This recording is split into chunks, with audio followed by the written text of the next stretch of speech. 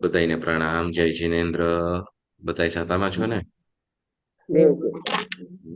ચાલો આપણે દંડક પ્રકરણનો સ્વાધ્યાયમાં આપણે આગળ વધીએ. દંડક એટલે શું અને કેટલા છે?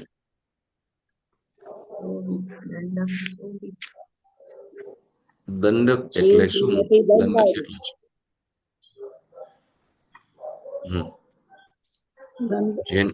જેના વડે જીવ દંડાય છે, સજા પામે છે, પીડા પામે છે, તે દંડક. બરાબર ને? કેટલા છે?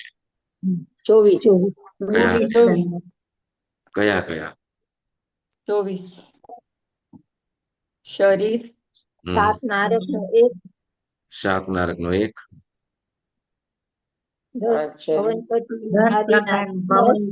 10 ભવનપતિના, 10 ભવનપતિના કેટલા? 11. ઓકે, પછી એક વ્યંતરનો, એક વાણો, વ્યંતરનો 1, ભવનપતિનો 1, જ્યોતિષનો વ્યંતરનો 1, જ્યોતિષનો 1,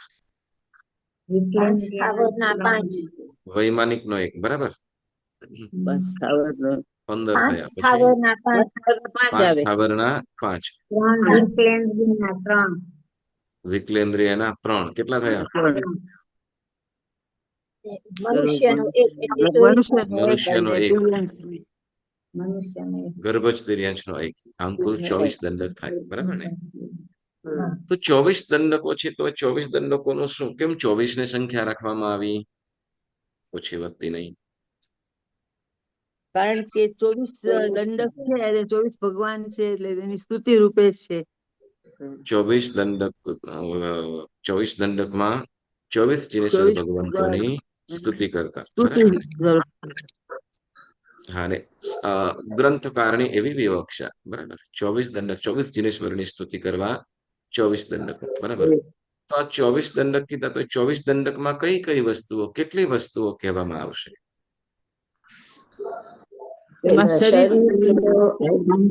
કેટલી કેટલી કેટલી? 24 દ્વાર. 24. બરાબર, 24 દ્વાર. હા, તો કયા કયા 24 દ્વાર છે?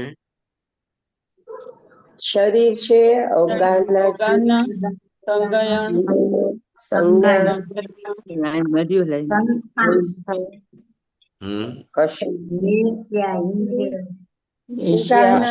લેસ્યા, ઇન્દ્રિય, સમુદ્ગાત, દ્રષ્ટિ, દર્શન, જ્ઞાન, અજ્ઞાન, યોગ, ઉપયોગ, વાક, ચવન, સ્થિતિ અને કિમહા.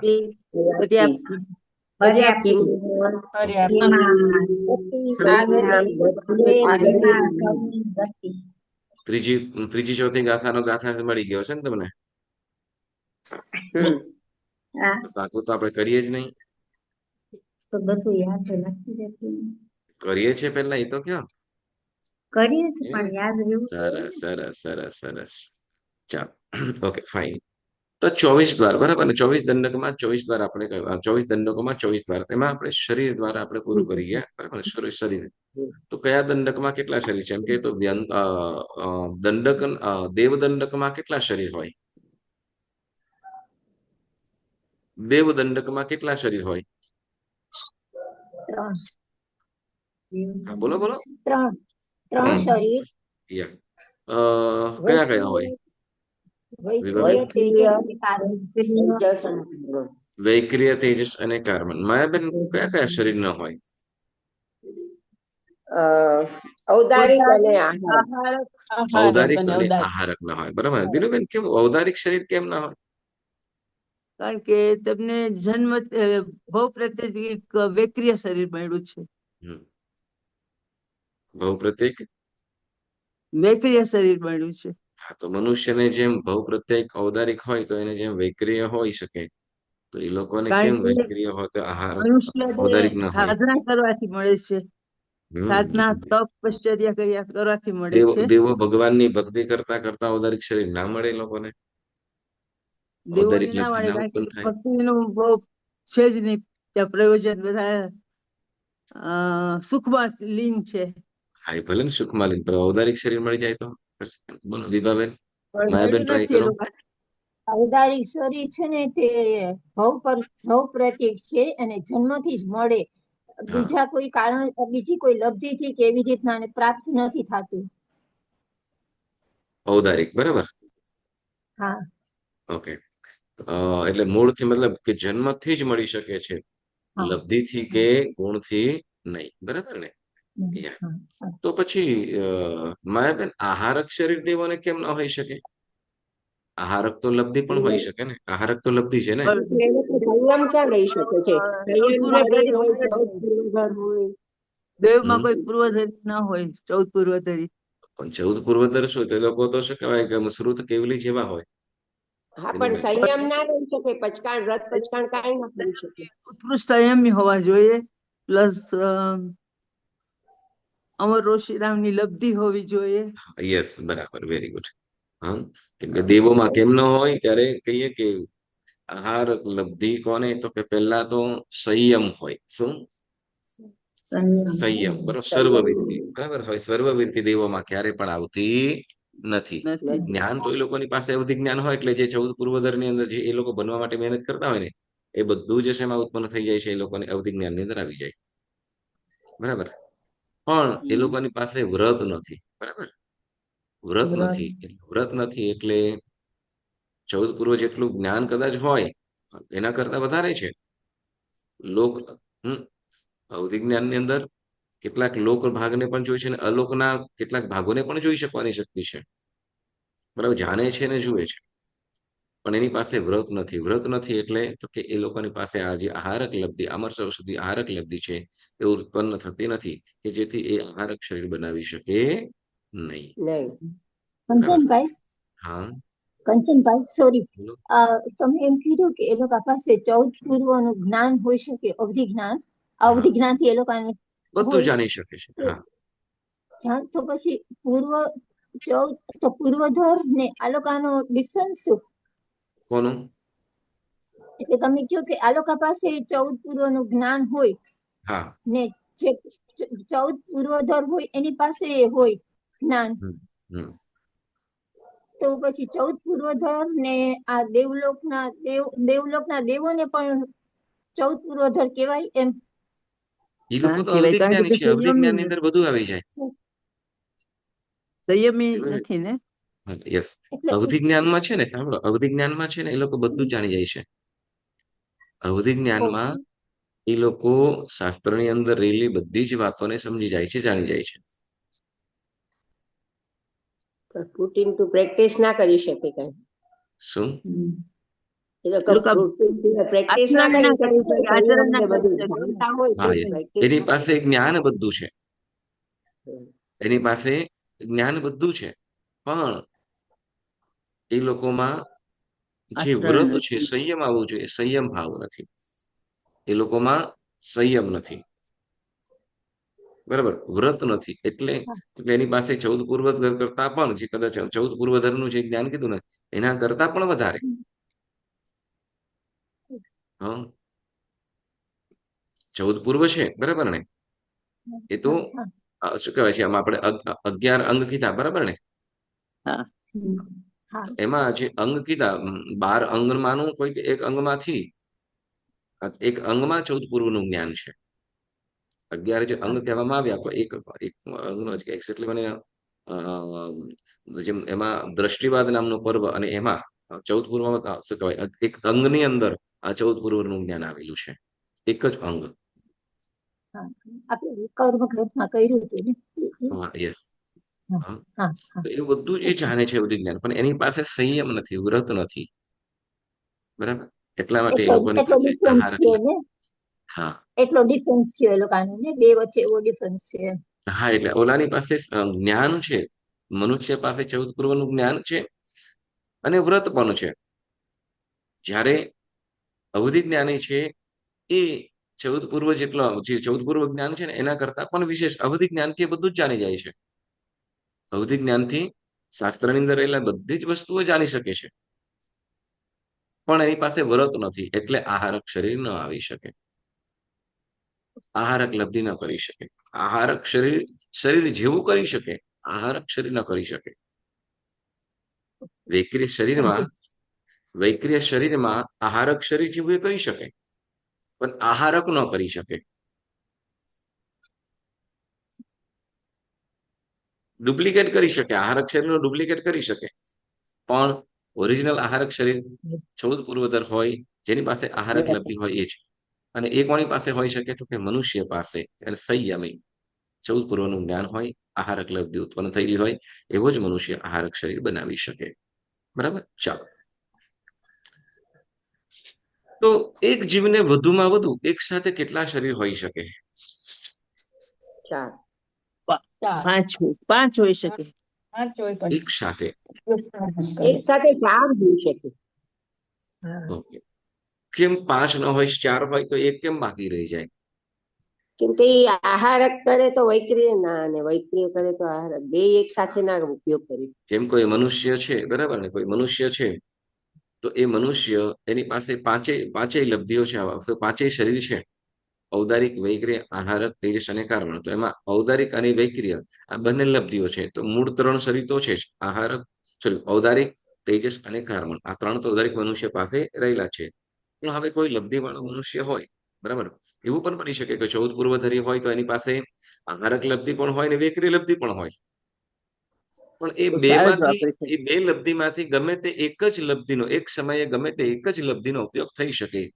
જો વૈક્રિય લબ્ધિનો ઉપયોગ કર્યો હોય તો આહારક ન હોય, અને આહારક લબ્ધિનો ઉપયોગ કર્યો હોય તો વૈક્રિય ન હોય. બેમાંથી ગમે તે એક લબ્ધિનો ઉપયોગ કર્યો હોય તો જે લબ્ધિનો ઉપયોગ કર્યો હોય તે શરીર સાથે ગણવાનું. 3 તો છે જ, અને એની સાથે 4. બરાબર. એટલે એક જીવને સમકાળે એક સમયે વધુમાં વધુ 4 શરીર હોઈ શકે, 5 કોઈને પણ હોઈ શકે નહીં. નહીં. હવે ધારો કે દેવ છે, દેવ કદાચ કોઈ વૈક્રિય શરીર બનાવે, બીજું વૈક્રિય શરીર બનાવે તો કે પણ વૈક્રિય શરીર જ છે, બરાબર, એટલે એને તો 3 જ છે, બરાબર. 3 જ એને તો કહેવાય. માત્ર 3 જ હોય, ભલે કેમ કે એનું મૂળ શરીર પણ વૈક્રિય છે અને બનાવે છે એ પણ વૈક્રિય શરીર છે. પણ મનુષ્ય હોય કે તિર્યંચ હોય તો એની પાસે મૂળ ઔદારિક શરીર છે. હવે જો એ કદાચ વૈક્રિય લબ્ધિ ઉપયોગ કરતો હોય તો તે વખતે આહારક ન વાપરી શકે. વૈક્રિય લબ્ધિ સાથે જોડાઈ ગયું, એટલે ઔદારિક, વૈક્રિય, તેજસ અને કાર્બન, એમ 4 શરીર થાય. બરાબર. અથવા આહારક હોય તો ઔદારિક, આહારક, તેજસ અને કાર્બન, એ પ્રમાણે. બરાબર. એ રીતે આપણે શરીર દ્વારની આપણે વાત કરી હતી. પછી આપણે એ શરીરની અવગાહના સંબંધી વાત કરી હતી, બરાબર ને? શરીરની અવગાહના સંબંધી વાત કરી હતી. તો એમાં આપણે એ શરીરની અવગાહનામાં નારકોની અવગાહના કે નારક દંડકની અવગાહના કેટલી કીધી? 500. ઉત્કૃષ્ટ 500. ઉત્કૃષ્ટ 500 ધનુષ્ય, અને જઘન્ય અંગુલનો અસંખ્યાત્મક ભાગ. અંગુલનો અસંખ્યાત્મક ભાગ. અને પર્યાપ્ત નારકીઓ હોય તો 7 માંથી જઘન્ય લો તો એક કોણ 8 ધનુષ્ય, પોણા બરાબર છે? પોણા 8 ધનુષ્ય. કોણ 8 ધનુષ્ય, બરાબર ને? કેવી રીતના ને પર્યાપ્તા, પર્યાપ્ત પેલું જગન્ય. તો આમાં રત્નપ્રભાના તો 3 હાથ લખ્યું છે. જઘન્ય જગન્ય શરીર 3 હાથમાં હોય. 3 હાથ. હા, હા, ઉત્કૃષ્ટ બીજું પેલી નારકના જીવનનું ઉત્કૃષ્ટ જે છે એ પોણા 8 ધનુષ્ય છે, પણ જઘન્ય 3. બરાબર. ઓકે. 3 હાથ. ચાલો, એવી રીતે 13 દેવદંડકમાં કેટલી અવગાહના પર્યાપ્તા દેવોની ગણવાની છે? જઘન્ય કેટલી અને ઉત્કૃષ્ટ કેટલી? 7 હાથ. ઉત્કૃષ્ટ 7 હાથ. 7 હાથ અને જઘન્ય અંગુલનો અસંખ્યાત્મક ભાગ. પર્યાપ્તા પર્યાપ્તમાં એ લોકોની 1 હાથ. એક હાથ. સર્વાર્થ સિદ્ધ વિમાનના દેવો, બરાબર. એટલે 13 દેવ. યસ. હવે જ્યારે અલગ અલગ દેવોની વાત કરીએ તો અલગ અલગ થશે, બરાબર ને? ભવનપતિ, વ્યંતર, જ્યોતિષ્ક અને પહેલા બીજા વૈમાનિક સુધીના દેવોની બધાય દેવોની અવગાહના જગન્યથી અને ઉત્કૃષ્ટથી 7 હાથ. બરાબર ને? પછી તો જેમ જેમ ઉપર જતા જાય તેમ તેમ ઓછી થતી જાય છે, બરાબર ને? ઓકે, ચાલો આગળ વધીશું. પછી ગર્ભજ તિર્યંચની અવગાહના કેટલી કીધી?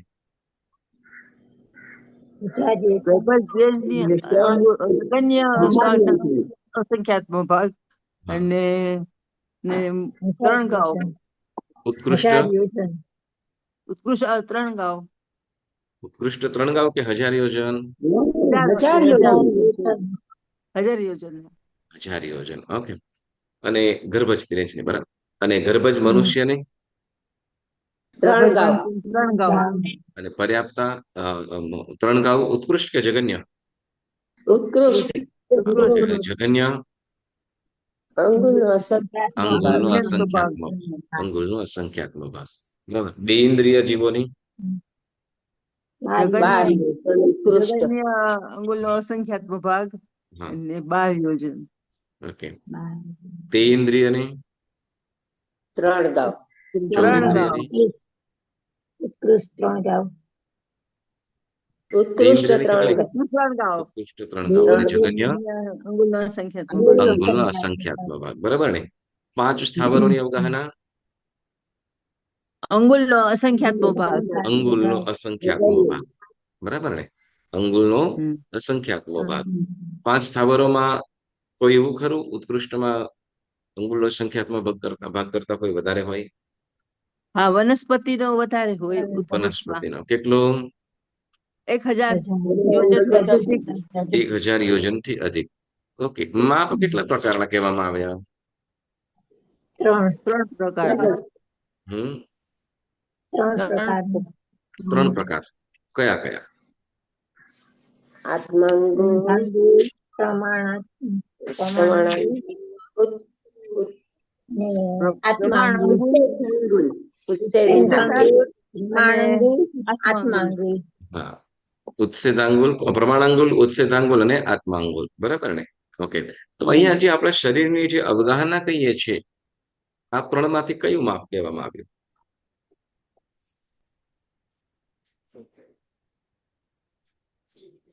જુદું જુદું છે. ઉત્સેદાંગુલ. ઉત્સેદાંગુલ. ઉત્સેદાંગુલ બરાબર. ઉત્સેદાંગુલ. આત્માંગુલ ને ઉત્સેદાંગુલ. ઓકે. ચાલો હવે એ પ્રમાણે આપણે કીધું કે હવે પુસ્તકની અંદર આપણે કરીશું. જરાક જોજો.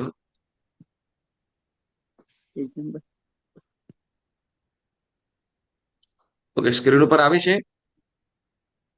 બહુ જીવ દેખાય છે. બહુ બારીક દેખાય છે. બારીક દેખાય છે? ટ્રાય કરીએ આપણે. બહુ જ. જરા વધારે કરો. હજી જોશે. હવે થયું એનલાર્જ થઈ ગયા, આપણે કરી શકીએ એનલાર્જ.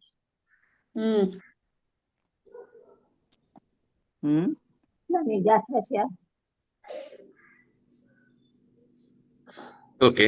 ગાથા નંબર 8મી.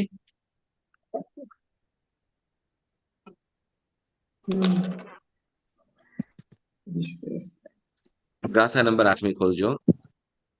વંચાય છે ને થોડું? હા. હા. ઓકે. ગાથા નંબર 8મી જે આપણે બોલાવું છું બોલાવું છું પછી આપણે આગળ વધીએ. જોયણ મેઘમ ચૌરિંદી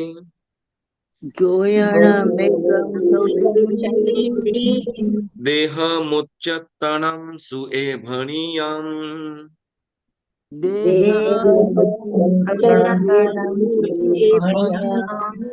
વે ઉવ્ય દેહમ પૂર્ણ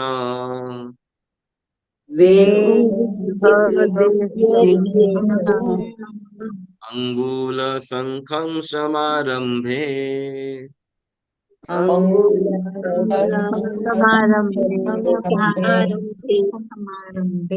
ફરીથી. જોયણ મેઘમ ચૌરિંદી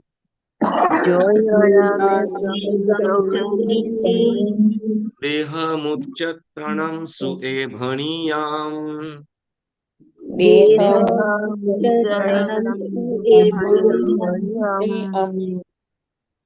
વે ઉવ્ય દેહમ પૂર્ણ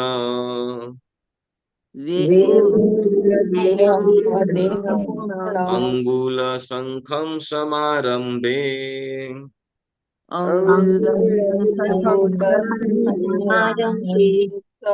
ઓકે, ગાથાના શબ્દાર્થ કે છે જોયણ જોયણમેગમ એટલે એક યોજન, જોયણમ જોયણમેગમ એટલે એક યોજન, ચૌરિંદ્રિય એટલે ચૌરિન્દ્રિય, દેહ મુચ્ચત્તનમ એટલે દેહ એટલે શરીર, ઉચ્ચત્તનમ એટલે ઉચ્ચપણું, સુવે એટલે શાસ્ત્રમાં સિદ્ધાંતમાં, ભણ્યમ એટલે કહ્યું છે, વેઉવ્ય એટલે વૈક્રિય, દેહમ એટલે દેહ, પૂર્ણ એટલે વળી, અંગુલ શંખમ સમારંભે, અંગુલ એટલે અંગુલ, શંખમ એટલે સંખ્યાત્મો, સમારંભે એટલે પ્રારંભમાં. બરાબર, શું કે છે ગાથાર્થ? સિદ્ધાંતમાં ચતુરિન્દ્રિયના શરીરની ઊંચાઈ એક યોજન કહી છે અને વૈક્રિય શરીર પ્રારંભમાં અંગુલના સંખ્યાત્મક ભાગ જેટલું હોય છે. ગાથાની અંદર સંખ્યાત્મક પ્રારંભમાં અંગુલના સંખ્યાત્મક ભાગ જેટલું હોય છે. આ વિચાર તો એ પ્રમાણે હવે આપણે જે સ્ક્રીન ઉપર પણ તમે જોઈ શકશો, જે આપણે કરીએ છીએ તો એમાં આપણે અડધી ગાથાની અંદર આપણને આ દંડકોની અવગાહના સંબંધી વાત કીધી, જેમાં વાત કહે છે ચૌરેન્દ્રિય જીવોનું શરીર એક યોજન પ્રમાણ કયું છે. તે મનુષ્ય ક્ષેત્રથી બહાર રહેલા દ્વીપ સમુદ્રના ભ્રમર વગેરેનું જાણવું.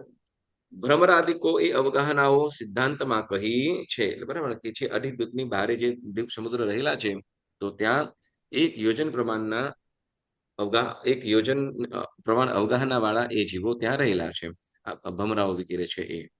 બરાબર, હવે ટોટલ બધા જીવોની અહીંયા આપણે અવગાહના આપણે જણાવે છે. બરાબર, તો આ કોષ્ટકની અંદર આપણે જોઈ શકીએ છીએ કે જન્મ દેહની અવગાહના એમ કીધું. જન્મને લે એ લોકોનું જે મૂળ શરીર છે એનું. બરાબર, તો પૃથ્વીકાય આદિ ચાર પૃથ્વીકાય, પૃથ્વીકાય, અપકાય, તેવકાય અને વાવકાય. એનું જગન્ય અવગાહના કેટલી? અંગુલ સંખ્યાત્મક ભાગ. બરાબર, જગન્ય. અને ઉત્કૃષ્ટ અંગુલનો અસંખ્યાત્મક ભાગ. બરાબર, જગન્ય પણ અંગુલનો અસંખ્યાત્મક ભાગ અને ઉત્કૃષ્ટ પણ જગન્ય ઉત્કૃષ્ટથી પણ અંગુલનો અસંખ્યાત્મક ભાગ.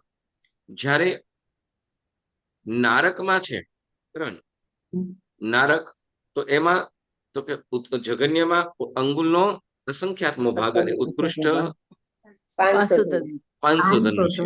બરાબર, આ ઉત્પત્તિના પ્રથમ સમય વખતની વાત કરી જગન્યમાં. બરાબર, પછી 13 દેવદંડકમાં તો કે જગન્યથી અંગુલનો અસંખ્યાત્મક ભાગ અને ઉત્કૃષ્ટથી 7 હાથ. બરાબર ને? ગર્ભજ તિર્યંચ અંગુલનો અસંખ્યાત્મક ભાગ અને ઉત્કૃષ્ટથી 1000 યોજન ગર્ભજ તિર્યંચ. બરાબર, અને વનસ્પતિ જગન્યથી અંગુલનો અસંખ્યાત્મક ભાગ અને ઉત્કૃષ્ટ તો કે 1000 યોજન થી કંઈક અધિક છે. બરાબર, હવે મનુષ્ય અને તેઇન્દ્રિય બે દંડ કીધા. મનુષ્યનો એક અને તેઇન્દ્રિયનો એક. કેટલા? જગન્યથી અંગુલનો અસંખ્યાત્મક ભાગ અને ઉત્કૃષ્ટથી 3 ગાવ. બરાબર ને? હા, અને બે ઇન્દ્રિય જગન્ય અંગુલનો અસંખ્યાત્મક ભાગ અને ઉત્કૃષ્ટ 12 યોજન. બરાબર, અને એ રીતે ચૌરિન્દ્રિય જગન્યથી અંગુલનો અસંખ્યાત્મક ભાગ અને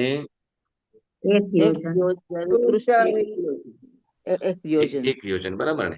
એક પ્રશ્ન થાય, જો આ મનુષ્યની અવગાહના કે છે, બરાબર, હા, જે મનુષ્યની અવગાહના 3 ગાવ, જો અહીંયા 3 ગાવ કીધી, બરાબર, એ મનુષ્ય ક્ષેત્રની બહાર કે મનુષ્ય ક્ષેત્રની અંદર?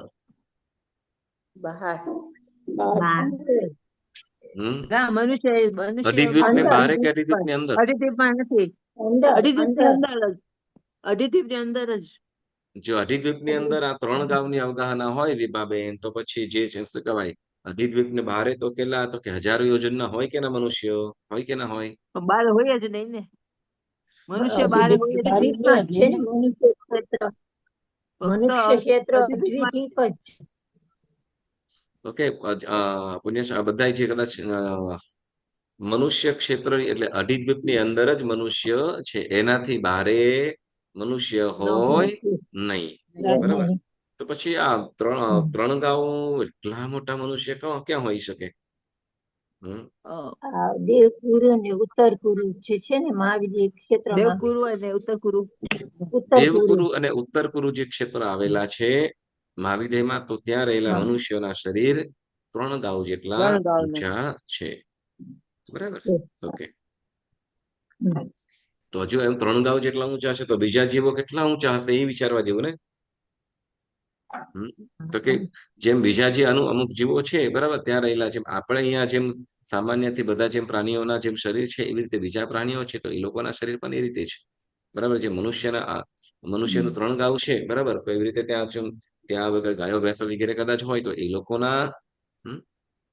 લોકોના શરીરો પણ એટલા જ વિશાળ કાયાવાળા હોય. બરાબર. ઓકે. કંચનભાઈ, દેવકુરુ અને ઉત્તરકુરુ છે એ મનુષ્ય ઓલા છે ને, આપણે અનુભવલિક. મનુષ્ય યુગલિક છે ને બધા. હા, યુગલિક. તો પછી યુગલિક જે હોઈ શકે ને, હા, તો એમની કાયા યુગલિક પણ એમની જ તિર્યક. હોય ને. હા, યુગલિક. હા, એ લોકોની પણ એટલી જ કાયા વિશાળ હોય એમ. બરાબર. પણ એના કરતા મોટા ક્યાં, તો કે સ્વયંભૂ સમુદ્ર, ત્યાંના દ્વીપ સમુદ્ર વગેરે છે, એના કરતા ત્યાં મોટા છે, એટલે એ અવગાહન આપણને ત્યાં એ કીધી છે. ઓકે, બરાબર. ચાલો હવે આગળ વધીશું. હવે આપણે જેમ કીધું વૈક્રિય શરીરની મૂળ શરીર તો કીધું આપણને, બરાબર ને. વૈક્રિય શરીરની અવગાહના મૂળ શરીરની અવગાહના તો કીધી, પણ હવે ઉત્તર વૈક્રિય શરીર છે, તો એની પણ આપણને વાત જણાવે છે પ્રસંગે. બરાબર.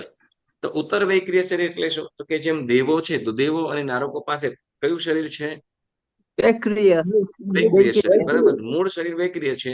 હવે એનાથી પોતે કદાચ બીજું શરીર બનાવે, તો એને શું કહેવાશે? ઉત્તર વૈક્રિય શરીર. કયું?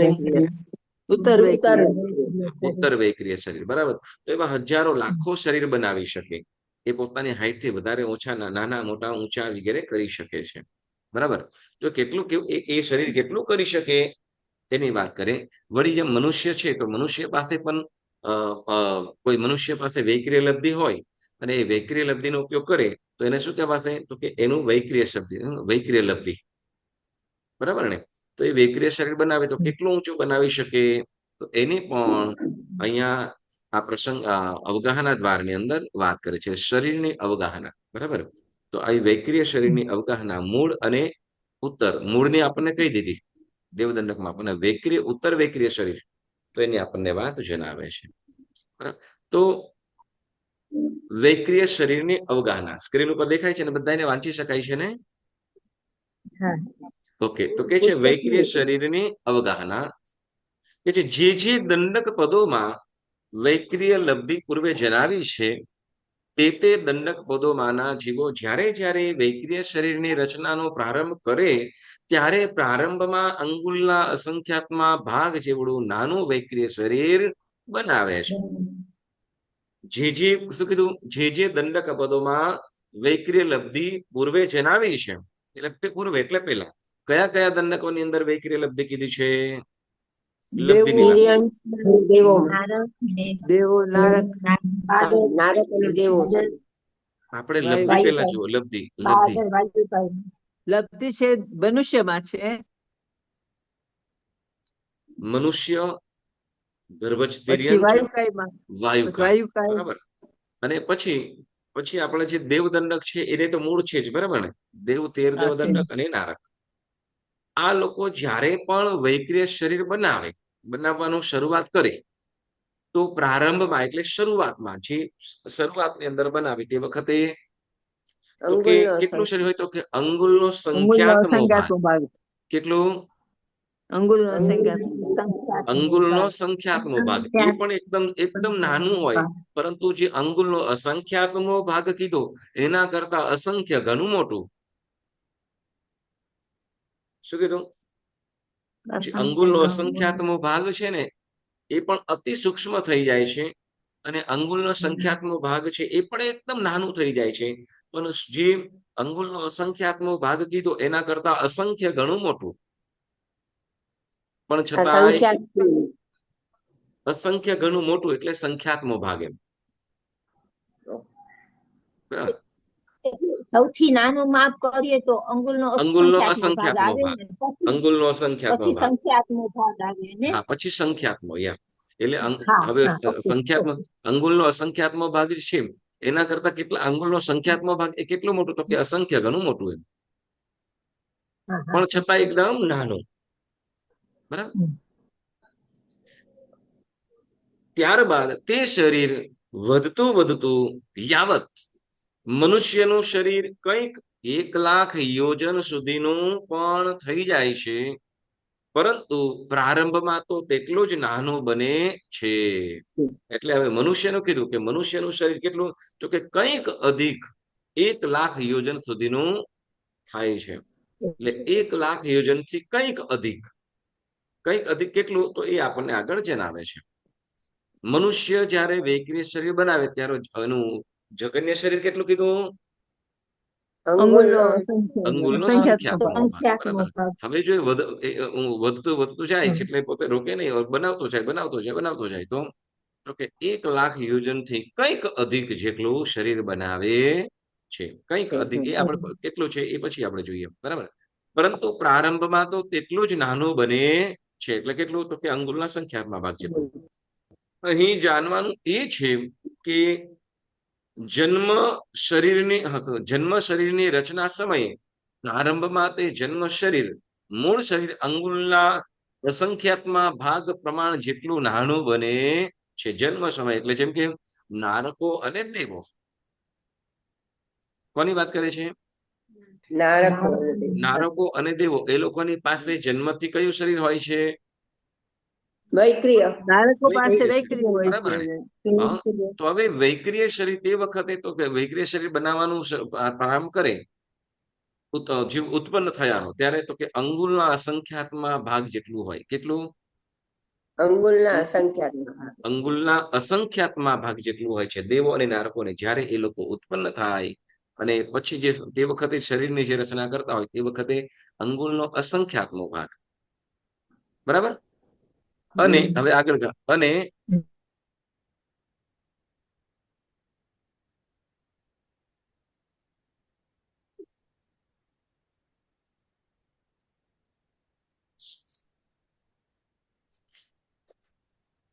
Thank you. છે અને શું કે છે? આવે છે? દેખાયું? ઓલું નથી આવતું ગુરુજી, કયું? નીચે વયું ગયું છે. ઉત્તર વૈક્રિય અને ઉત્કૃષ્ટ અવગાહના. ના એ નહીં, આપણે હવે આ જોવાનું છે આપણે. ઉપર. હા એ બસ હવે આપણે આ પેજ ચેન્જ કર્યું છે. હા હા બરાબર. આ પેજ આપણે ચેન્જ કર્યું છે કેમ કે ઓલું પૂરું થયું. આપણે જે હવે એ જ કન્ટિન્યુ છે. આ હા પ્રારંભમાં કેટલું, તો કે અંગુલ જ્યારે દેવદેવીઓ છે એ લોકો ઉત્પન્ન થાય તે વખતે પ્રારંભમાં કેટલું હોય? અંગુલનો અસંખ્યાત ભાગ. અંગુલના અસંખ્યાત્મક ભાગ જેટલું. અને આ ઉત્તર, હવે આગળનું આ ઉત્તર શરીર એટલે ઉત્તર વૈક્રિય. કયું? ઉત્તર એટલે જ્યારે વૈક્રિય. દેવદેવીઓ છે એ લોકોને કોઈ પ્રસંગે કદાચ વૈક્રિય શરીર બનાવવાનું થાય, એ લોકો જયારે કોઈ વૈક્રિય શરીર લોકોને બનાવવાનું થાય તો એની વાત કરે છે. તો કે આ ઉત્તર શરીર એટલે ઉત્તર વૈક્રિય શરીર પ્રારંભમાં અંગુલના સંખ્યાત્મક ભાગ પ્રમાણ નાનું બને છે. એટલે જ્યારે ઉત્પત્તિના પ્રથમ સમય વખતે હોય ત્યારે અંગુલનો અસંખ્યાત્મક ભાગ હોય, પણ જ્યારે એને પ્રસંગે એ લોકો વૈક્રિય શરીર બનાવતા હોય તો તે વખતે તો કે એ વખતે પ્રારંભમાં એટલે શરૂઆતમાં અંગુલના સંખ્યાત્મક ભાગ પ્રમાણ નાનું બને છે. બરાબર.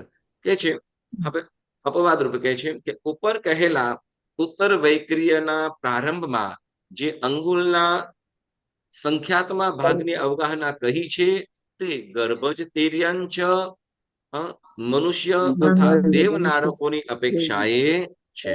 છે. કોની કોની? કયા કયા? મનુષ્ય દેવ ને નારક ની ગર્ભજ અપેક્ષાએ. તિર્યંચ. પેલા શું કીધું? ગર્ભજ તિર્યંચ, પછી મનુષ્ય મનુષ્ય તથા દેવ અને નારકની અપેક્ષાએ છે. જે પ્રારંભમાં અંગુલનો સંખ્યાત્મક ભાગ કીધો તે. અંગુલનો સંખ્યાત્મક ભાગ, બરાબર, પ્રારંભમાં કીધો તે. અને પરંતુ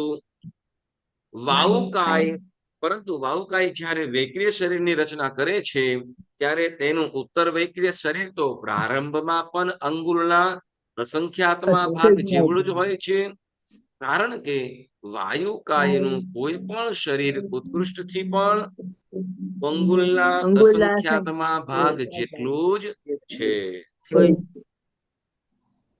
એટલે વાયુકાયના જીવની અંદર પણ વૈક્રિય લબ્ધિ કીધી ને. વાયુકાયના દંડકમાં કેટલા શરીર છે? ઔદારિક, વૈક્રિય, તેજસ અને કાર્બન, આ 4, બરાબર ને? તો એ લોકોની પાસે જે વૈક્રિય શરીરની વૈક્રિય લબ્ધિ છે, તો એ વૈક્રિય લબ્ધિ તો કે પ્રારંભમાં પણ અંગુલના અસંખ્યાતમાં ભાગ જેટલું જ હોય અને ઉત્કૃષ્ટમાં પણ અંગુલના સંખ્યાતમાં ભાગ જેટલું જ હોય. બરાબર. તો હવે અહીંયા આપણને દેવોની અને મનુષ્યની વાત કરશે. તો મનુષ્યના દંડકની વાત કીધી, બરાબર. કયા? મનુષ્યના દંડકની આપણે વાત કીધી. મનુષ્યનો દંડકમાં ઉત્કૃષ્ટ વધતું કેટલું સુધી વૈક્રિય શરીર બને છે? 1,00,000 યોજનથી કંઈક અધિક, બરાબર ને? એટલે મનુષ્યના દંડકમાં 1,00,000 યોજનથી કંઈક અધિક એમ કીધું, બરાબર. તો હવે આપણને ઉત્તર વૈક્રિય શરીરની આ મનુષ્ય, કેમ કે મનુષ્ય પાસે જે વૈક્રિય શરીર છે એને શું કહેવાશે? વૈક્રિય શરીર જ કહેવાશે. કેમ? તો કે એની પાસે મૂળ શરીર કયું છે? ઔદારિક, બરાબર. એટલે મૂળ શરીર વૈક્રિય છે, ઔદારિક જ છે, એટલે ત્યાં ઉત્તર વૈક્રિય એમ નથી કીધું, પણ વૈક્રિય શરીર એમ જ કીધું, બરાબર. પણ હવે જેની પાસે વૈક્રિય શરીર હોય અને એ વૈક્રિય બનાવે, તો વૈક્રિય શરીર બીજું બનાવે તો એના માટે શબ્દ ઉપયોગ કર્યો છે ઉત્તર વૈક્રિય શરીર. શું કહેવાશે? હા. તો જેની પાસે, ફરીથી ને, જે જીવો પાસે જન્મથી અથવા મૂળથી વૈક્રિય શરીર છે એવો જીવ બીજું વૈક્રિય શરીર બનાવે તો તે વખત ત્યારે એને ઉત્તર વૈક્રિય શરીર કહેવાશે. ખ્યાલ આવી ગયો? ઉત્તર વૈક્રિય શરીર એટલે શું? તો ગાથા નંબર 9 માં હવે ઉત્તર વૈક્રિય શરીરની અવગાહના આપણને જણાવે છે, બરાબર. તો ગાથા બોલીશું. ગાથા નંબર 9. દેવ નર અહિય લખમ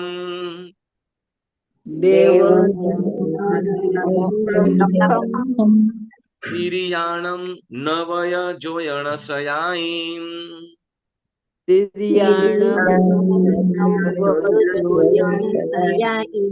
દુગુણમ તુ નારયાણમ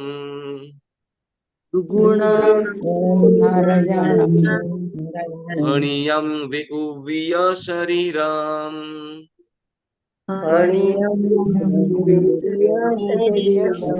ફરીથી બોલું છું. દેવ નર અહિય લખમ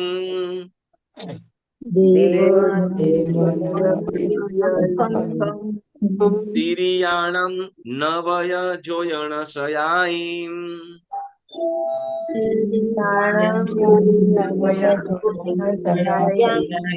દુગુણમ તુ નારયાણમ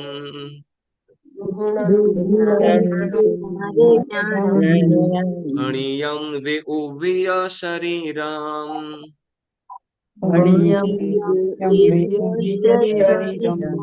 ઓકે, શું કે છે ગાથા? આપણે શબ્દાર્થ જોઈશું કે પેલા ગાથાર્થ. દેવ એટલે દેવ, નર એટલે મનુષ્ય, અહિયમ એટલે અધિક, લખમ એટલે લખ, તિરિયાણમ એટલે તિર્યંચો, નવય એટલે નવ, જોયણ એટલે યોજન, સયાયમ એટલે 100, દુગુણમ એટલે બમણું, તું એટલે ખરેખર વળી, નારયાણમ એટલે નારક જીવો, નારકીઓ, ભણિયમ એટલે કયું છે, વેવ્ય એટલે વૈક્રિય, શરીરમ એટલે શરીર, બરાબર. શું કે છે? દેવોનું વૈક્રિય શરીર 1,00,000 અને મનુષ્યોનું અધિક છે, તિર્યંચોનું 900 યોજન છે અને નારકોનું વૈક્રિય શરીર બમણું કહ્યું બમણ છે. છે. હવે આપણે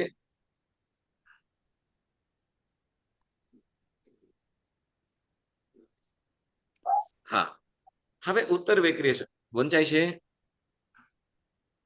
ના નથી વંચાય. ઉભા રહો, આપણે મોટું કરી લઈએ. વંચાય છે હવે બધાને? સરસ. શું કે છે? હવે ઉત્તર વૈક્રિય શરીરની ઉત્કૃષ્ટ અવગાહના દેવને સંપૂર્ણ 1,00,000 યોજન પ્રમાણ. દેવો ઉત્તર વૈક્રિય શરીર બનાવે ત્યારે એની અવગાહના કેટલી હોઈ શકે? ઉત્કૃષ્ટ 1,00,000 યોજન. 1,00,000 યોજન, બરાબર ને? હવે દેવને એમ થાય કે ભાઈ શું કે મારે 10 યોજનનું જ કરવું છે કે 50 યોજનનું જ કરવું છે કે 500 અથવા 1000 કે 70,000 કે 80,000 કે 90,000 કે 99,000, બરાબર, ત્યાં સુધી કરી શકે છે. મેક્સિમમ કેટલું? તો કે 1,00,000 યોજન પ્રમાણ. કેટલું? 1,00,000 1,00,000 યોજન પ્રમાણ સુધી દેવ ઉત્તર વૈક્રિય શરીર બનાવી શકે છે. અને મનુષ્ય કિંચિત અધિક 1,00,000 યોજન પ્રમાણ છે. મનુષ્ય પાસે જે વૈક્રિય લબ્ધિ છે એ વૈક્રિય શરીર બનાવે તો મનુષ્ય પણ કેટલું કરી શકે છે? તો કે 1,00,000 યોજન પ્રમાણ, બરાબર, 1,00,000 યોજન પ્રમાણ છે. અહીં કે છે અહીં કિંચિત અધિકતાતે 4 અંગુલ પ્રમાણ જાણવી. એટલે જે મનુષ્યની જે અધિક કીધું ને 1,00,000 યોજન કરતા કંઈક અધિક કે કીધું ને, તો એ અધિક કેટલું, વધારે કેટલું છે? તો કે 4 અંગુલ પ્રમાણ. પણ એ 4 અંગુલ કયું પ્રમાણ લેવાનું? ઉત્સેતા. ઉત્સેધાંગ. યસ, બરાબર. કારણ કે શું કે છે? કારણ કે દેવનું ઉત્તર વૈક્રિય શરીર અને મનુષ્યનું વૈક્રિય શરીર શીર્ષ ભાગે તો સરખું છે. શીર્ષ એટલે ઊંચાઈ. જે માથાની ઉપર સપાટી છે એ સરખી છે. એ લોકોનું જે માથાનો જે ભાગ છે, બરાબર, માથાના ઉપરના ઊંચાઈની અંદર જોઈએ તો કે બંનેનું સપાટી સરખી છે, બરાબર. એટલે મસ્ત એટલે કે શું કે છે? એટલે બંનેના મસ્તક સરથી સપાટીએ આવી રહે છે. એટલે બંનેનું માથું એક સરખું છે. પરંતુ મનુષ્ય જમીનને સ્પર્શીને ઉભો રહે છે અને દેવો તો જમીનથી 4 અંગુલ અધર રહે છે, બરાબર ને? જેથી નીચેના ભાગમાં મનુષ્યનું શરીર 4 અંગુલ અધિક છે, બરાબર ને? દેવો છે જમીનને ક્યારેય સ્પર્શ કરતા નથી.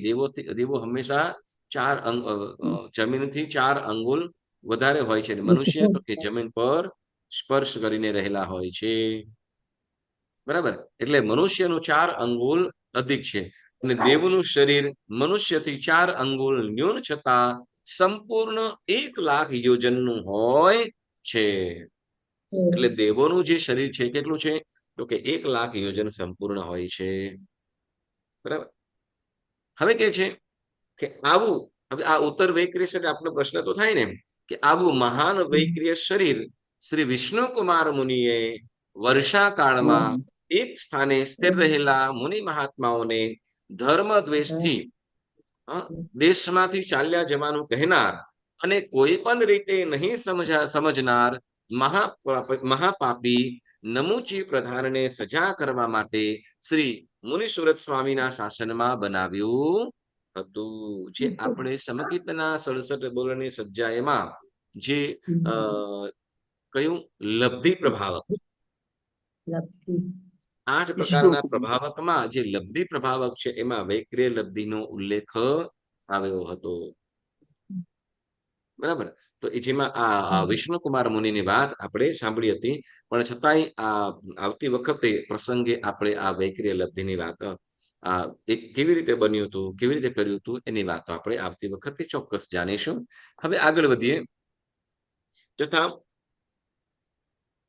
ગ્રૈવેક અને અનુત્તર દેવો ઉત્તર વૈક્રિય શરીર રચતા નથી. સર્વ અને શેષ સર્વ દેવો ઉત્તર વૈક્રિય શરીરની રચના કરે છે. બરાબર. એટલે ભવનપતિ, વ્યંતર, જ્યોતિષ્ક અને વૈમાનિક વૈમાનિક સુધીના જે દેવો છે એ લોકો બધા શું કરે છે તો કે વૈક્રિય શરીરની ઉત્તર વૈક્રિય શરીર બનાવે છે.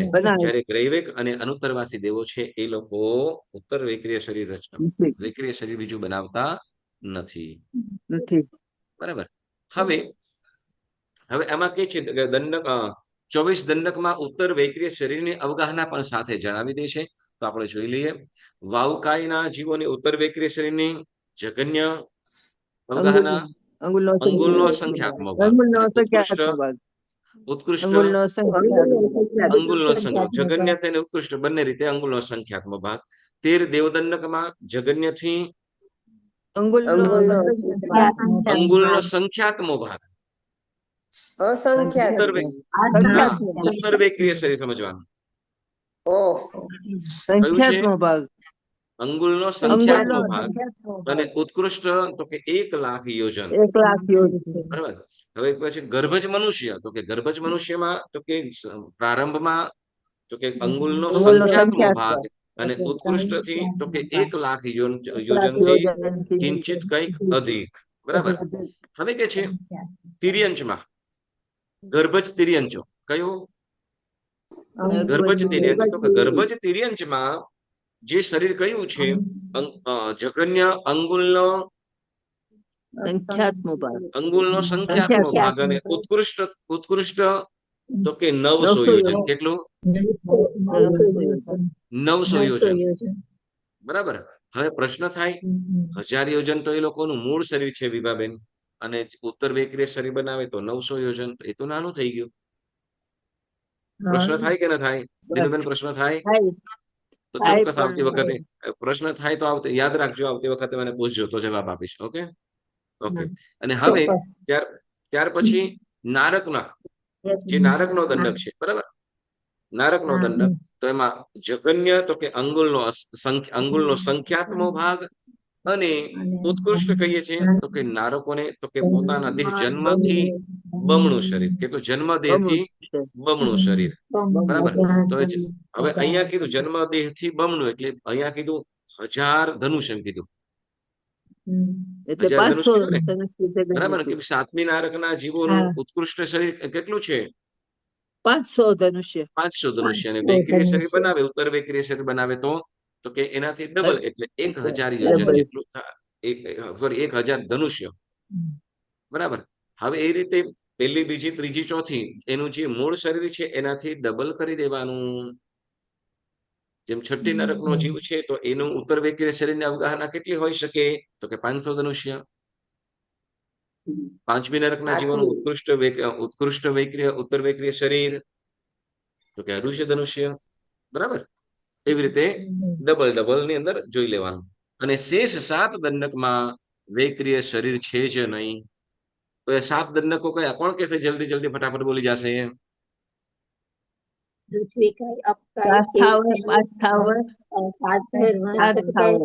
ચાર સ્થાવર અને 3 વિકલેન્દ્રિય. બરાબર. 4 સ્થાવર અને 3 વિકલેન્દ્રિય. તો આમાં વૈક્રિય શરીર છે જ નહીં એટલે છે જ નથી એટલે ઉત્તર વૈક્રિય શરીર કીધું નથી. બરાબર. તો એ પ્રમાણે આપણે ઉત્તર વૈક્રિય શરીરની અવગાહનાની પણ વાત કરી. હવે આપણે તો આજનો સ્વાધ્યાય આપણે સ્થગિત કરીએ છીએ.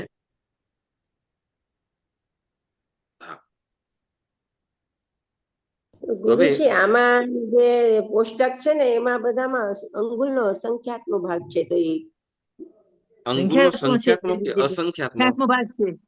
અસંખ્યાત્મક પુસ્તક છે આમાં પુસ્તકમાં એમાં શેમાં? તમે બીજામાં જોતા હશો માયાબેન? બીજામાં જો 13મા દેવદંડકમાં ઉત્તર વૈક્રિયની અવગાહના. હા, ઉત્તર વૈક્રિયની અવગાહના એમાં અંગુલનો સંખ્યાત્મક ભાગ છે. સુધારજો છે. કદાચ પ્રિન્ટ મિસ્ટેક હોય તો કદાચ સુધારી લેવાનું. ઓકે.